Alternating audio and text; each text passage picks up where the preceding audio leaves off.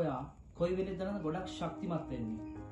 ඔයාගේ මූඩ් එක ඔයාගේ දවස බලපෑම් කරන්නේ නැති වුණාම. හැමෝටම ප්‍රශ්න තියෙනවා, හැමෝටම හීන තියෙනවා.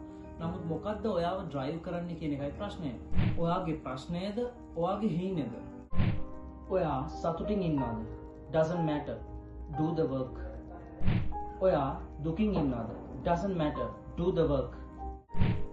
ඔයා ගොඩක් ස්ට්‍රෙස් වෙලා ඉන්න පුළුවන්, ජීවිතේ එපා වෙලා ඉන්න පුළුවන්. Doesn't matter. Do the work.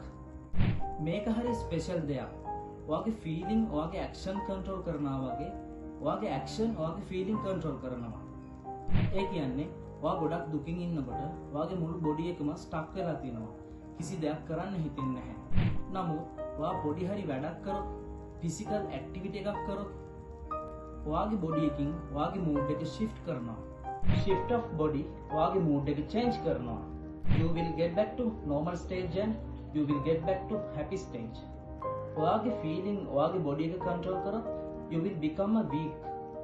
ඔයාගේ action ඔයාගේ feeling control කරොත් you will become a strong. So take action, become a strong.